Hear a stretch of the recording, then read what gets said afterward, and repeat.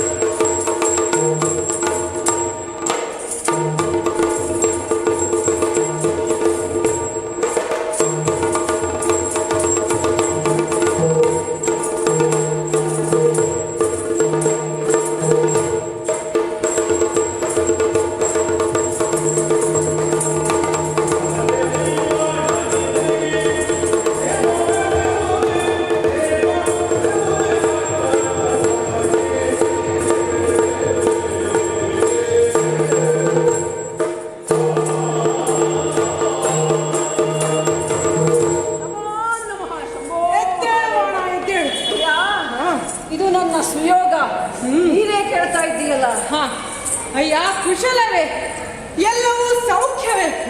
ನಿನ್ನ ಪುರದಲ್ಲಿರಬಹುದು, ನೀನಿರಬಹುದು, ನಿನ್ನ ಅಖಂಡವಾದ ರಾಜ್ಯದಲ್ಲಿರಬಹುದು, ಎಲ್ಲವೂ ಕ್ಷೇಮವೇ ತಾನೆ? ಅಯ್ಯ ಬಾಣ, ಕ್ಷೇಮವೇ? ಅಂತಹ ಪ್ರಶ್ನೆ ಇದು. ಆದರೂ ನಿನ್ನ ಮುಖದಲ್ಲಿ ನೋಡಿದರೆ ಏನೋ ಒಂದು ರೀತಿಯ ಅಸಮಾಧಾನ ಕಾಣ್ತಾ ಇದೆ. ಇಲ್ಲವಲ್ಲ, ಯಾವುದೋ ಆತಂಕಕ್ಕೊಳಗಾದಂತೆ ಗೋಚರಿಸ್ತಾ ಇದೆ ಅಲ್ಲ. ಓಹೋ, ಅದು ಏನಿರಬಹುದು? ಸಹಸ್ರ ಭುಜಬಲವನ್ನು ಪಡೆದ ನಿನಗೆ ಹೌದು ಇನ್ನಾವ ಆತಂಕವಿರಬಹುದು?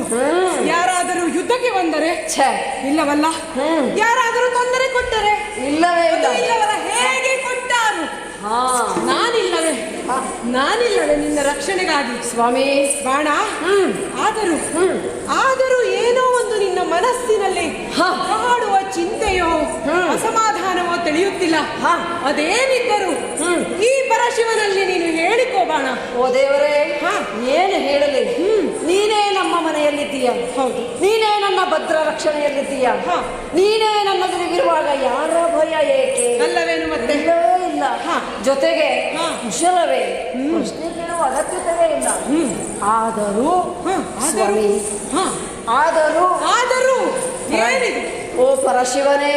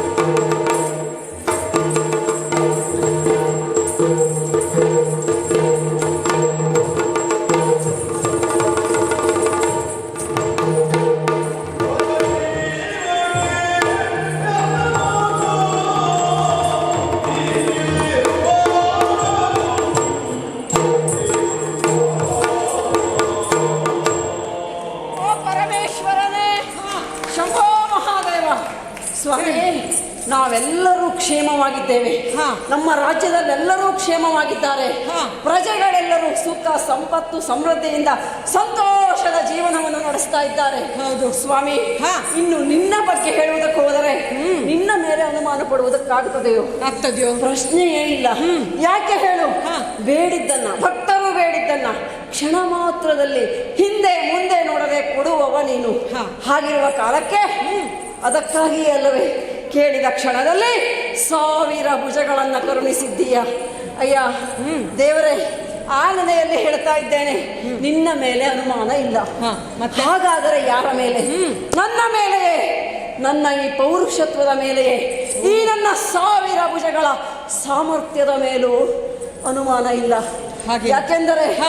ಈ ಭುಜಗಳು ತಮ್ಮ ಸಾಮರ್ಥ್ಯವನ್ನ ತೋರಿಸುವುದಕ್ಕಾಗಿ ನನ್ನ ಆಜ್ಞೆಗಾಗಿ ಕಾದು ಕುಳಿತಿವೆ. ಓಹೋ. ಹಾಗಾಗಿ ಸಮಯ ಬಂದಾಗ ತೋರಿಸುತ್ತೇವೆ ಎನ್ನುವ ಭರವಸೆಯೂ ಇದೆ. ಹಾಗಾಗಿ ನನ್ನ ಮೇಲೂ ಅನುಮಾನ ಇಲ್ಲ. ಇನ್ಯಾರ ಮೇಲೆ ಅನುಮಾನ? ಇನ್ಯಾರ ಮೇಲೆ? ಅಲ್ಲವೋ, ಹಾ. ಅದು ಈ ರಾಕ್ಷಸರ ದಾರಿಯಲ್ಲಿ ಕುತಂತ್ರ ಮಾಡುತ್ತಿರುವವರು ಆ ದೇವತೆಗಳು ಯಾವತ್ತೂ ನಮಗೆ ಇದ್ದೇ ಇದೆ. ಈಗ ಆ ವಿಷಯ ಬೇಡ. ಹಾ. ಈಗ ನಾನು ಕೇಳುವುದಿಷ್ಟೇ, ಮಹಾದೇವ, ನನ್ನ ಭಕ್ತಿಗೆ ಮೆಚ್ಚಿ 1000 ಕರವನ್ನ ಕರುಣಿಸಿದ್ದೀಯ. ಹೌದೌದು. ಈ 1000 ಕರಗಳಿಗೆ 1000 ಸಾಮರ್ಥ್ಯವನ್ನು ತುಂಬಿದ್ದೀಯ. ಈಗ ಈ ಸಾಮರ್ಥ್ಯವನ್ನ, ಈ ಪರಾಕ್ರಮವನ್ನ ಸುಮ್ಮನೆ ಇಟ್ಟುಕೊಳ್ಳುವುದಕ್ಕಾಗುವುದಿಲ್ಲ, ಪ್ರಕಟಿಸಲೇಬೇಕು. ಹಾಗಾಗಿ ಹೀಗೆ ಎದುರಿಸುವ ಪಟುಪಟರು ಬೇಕು. ಯಾರಿದ್ದಾರೆ ಸ್ವಾಮಿ? ಅಯ್ಯೋ, ಯಾರಿದ್ದಾರೆ? ಇದ್ದಾರೆ. ಹೇಳು, ಹೇಳು.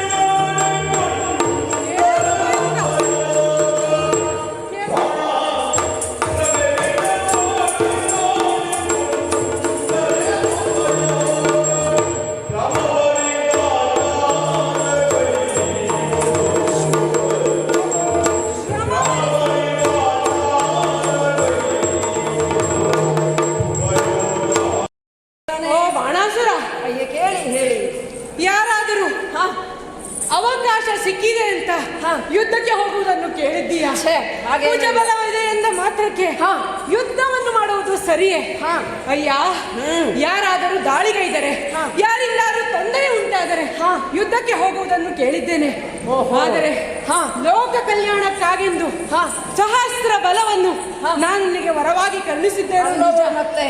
ಆದರೆ ನೀನು ಮಾಡುತ್ತಿರುವುದೇನು? ಏನು? ನೀನು ಯುದ್ಧವನ್ನು ಬಯಸುತ್ತಿದ್ದೀಯಾ? ನಿನ್ನಗೆ ಸರಿಸಮಾನಾದರವನ್ನು ನೀನು ಬಯಸುತ್ತಿದ್ದೀಯಾ? ಹೌದು. ಇದು ತಪ್ಪಲ್ಲವೋ? ನಿಜವಾಗಿ ಶ್ರಮವನ್ನು ವಹಿಸಿ ಲೋಕ ಕಲ್ಯಾಣಾರ್ಥವಾಗಿ ಅಥವಾ ಅವಶ್ಯಕತೆ ಉಳ್ಳವರಿಗೆ ನೆರವಾಗಲೆಂದು ನೀನು ಯುದ್ಧ ಮಾಡಿದರೆ ಅದರಿಂದ ಇಡೀ ಲೋಕಕ್ಕೆ ಒಳಿತಾಗುವುದು. ಬದಲಾಗಿ ನಿನ್ನ ಪರಿಶ್ರಮದ ಮೇಲೆ ನಿನಗೆ ಬಡತನ ಉಂಟಾಗಿದೆ ಏನೋ?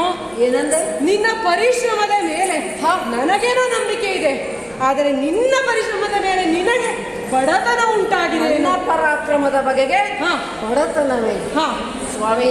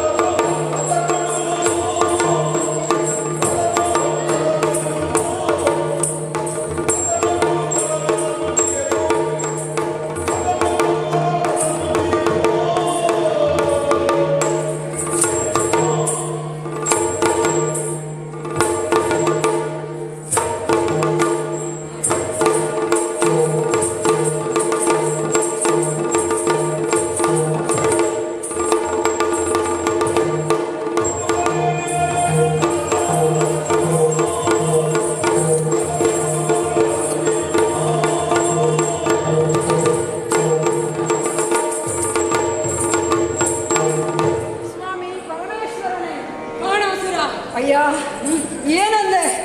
ನನ್ನ ಪರಾಕ್ರಮದಲ್ಲಿ ಪರಾಕ್ರಮಕ್ಕೆ ಬಡತನವೇ ಎನ್ನುವ ಹಾಗೆ ಮಾತನಾಡ ಶಂಕೆ ಬಂದಿತ್ತು ನನಗೆ. ಅಯ್ಯಪ್ಪ, ಏನು ಹೇಳಲಿ ದೇವ ನಿನಗೆ? ನೀನೇ ಅಲ್ಲವೇನೋ ನನ್ನ ಭಕ್ತಿಗೆ, ನನ್ನ ಶಕ್ತಿಗೆ ಮೆಚ್ಚಿ ಸಹಸ್ರ ಕರವನ್ನ ಕರುಣಿಸಿದವ. ಹೌದು. ಇಂತಹ ಈ ಕರುಣಿಸಿದ ಶರದ ಈ ಕರದ ಪರಾಕ್ರಮವನ್ನ ಇದುವರೆಗೂ ತೋರಿಸುವ ಸಂದರ್ಭವೇ ಬರಲಿಲ್ಲ.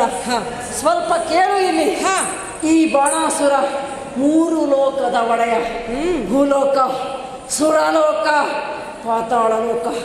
ಹಾಗೆ ಹೋದಂತಹ ಕಾಲಕ್ಕೆ, ದಿಗ್ವಿಜಯಕ್ಕಾಗಿ ಹೋದ ಕಾಲ, ಎಲ್ಲವರು ನನ್ನ ವಿರುದ್ಧ ಸಿಡಿಲೆದ್ದು ಬಂದಂತಹ ಸಮಯದಲ್ಲಿ ಈ 1000 ತೋಳುಗಳ ಪರಾಕ್ರಮ ನನಗೆ ಬೇಕೇ ಆಗಲಿಲ್ಲ.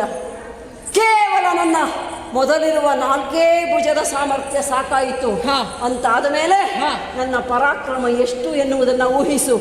ಜೊತೆಗೆ ಈ ಪರಾಕ್ರಮವನ್ನು ಈಗ ಪ್ರಕಟಿಸಲೇಬೇಕು.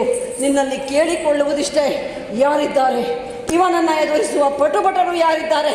ನೀನೇ ಬಾ, ಇಲ್ಲ ಅಂದರೆ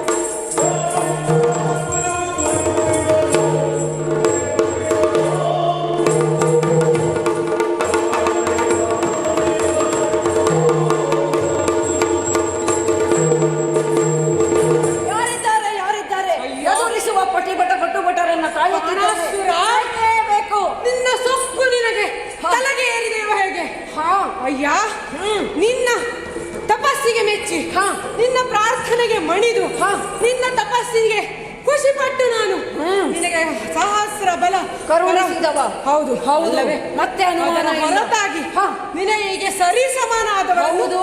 ನಾನು ಹುಡುಕಿ ಕೊಡಬೇಕು. ಖಂಡಿತವಾಗಿ. ಅಯ್ಯ ಇದನ್ನೇ ಲೋಕ ಕಲ್ಯಾಣಕ್ಕಾಗಿ ಉಪಯೋಗಿಸಿಕೊಂಡರೆ ಉದ್ಧಾರವಾಗುವುದಿಲ್ಲವೇ? ಅದರ ಬದಲಾಗಿ ನಿನಗೆ ನೀನೇ ಯಾಕೆ ತೊಂದರೆಯನ್ನು ತಂದುಕೊಳ್ಳುತ್ತೀಯ?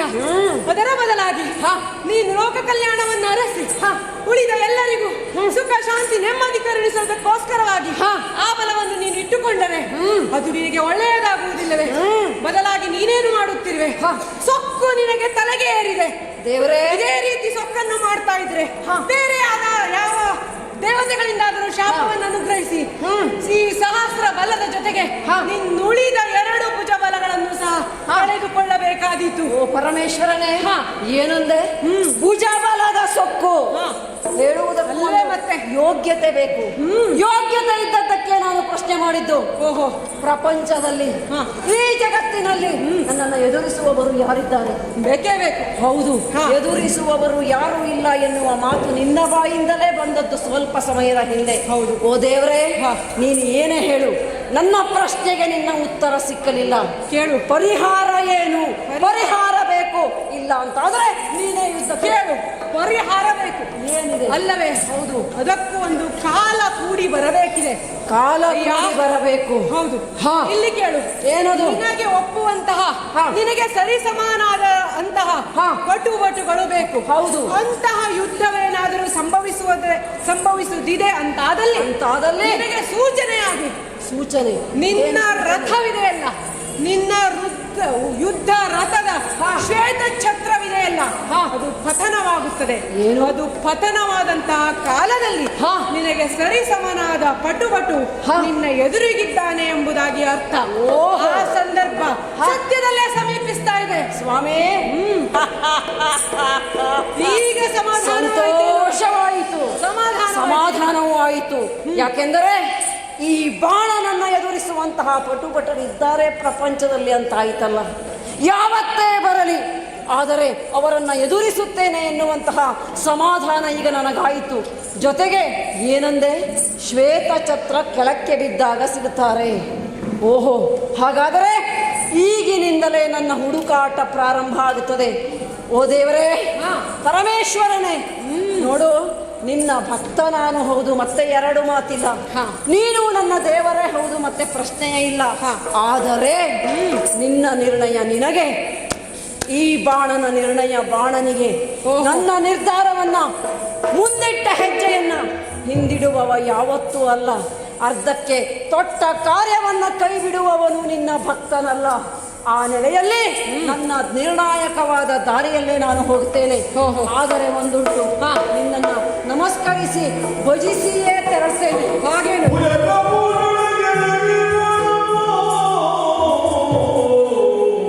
ಸ್ವಾಮಿ,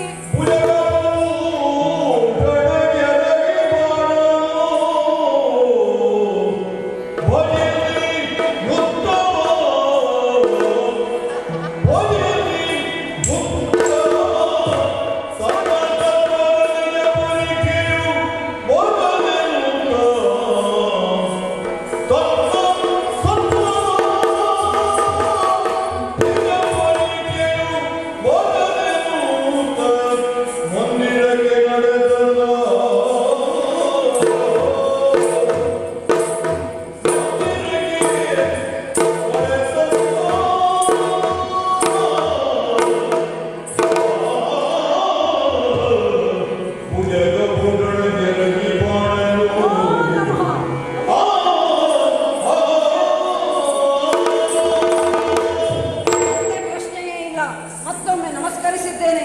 ಇದೋ ನನ್ನ ಪಯಣ ಹುಡುಕಾಟಕ್ಕೆ. ಹಾಗೆ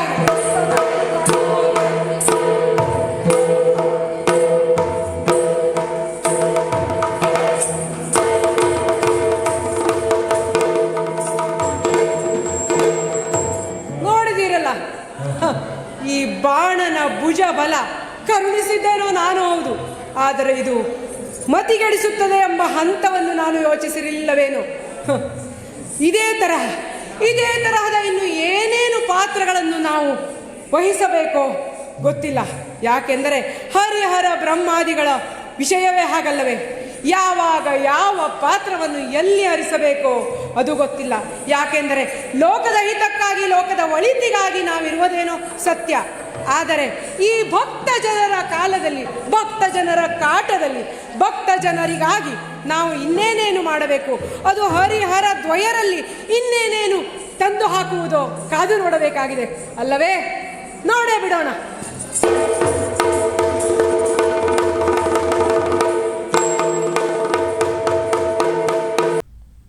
ವೀಕ್ಷಕರೇ, ನಮ್ಮ ಕೆಲಸ ನಿಮಗೆ ಇಷ್ಟ ಆಗ್ತಿದ್ರೆ ದ ವರ್ಡ್ ಕನ್ನಡ ಯೂಟ್ಯೂಬ್ ಚಾನೆಲ್ನ ಲೈಕ್ ಮಾಡಿ, ಶೇರ್ ಮಾಡಿ, ಸಬ್ಸ್ಕ್ರೈಬ್ ಮಾಡಿ ಹಾಗೂ ಬೆಲ್ ಬಟನ್ನ ಒತ್ತಿ. QR ಕೋಡ್ನ ಸ್ಕ್ಯಾನ್ ಮಾಡಿ UPIನಲ್ಲಿ ನಿಮ್ಮ ಪ್ರೀತಿನ ಹಂಚಿ. ನಮಸ್ಕಾರ.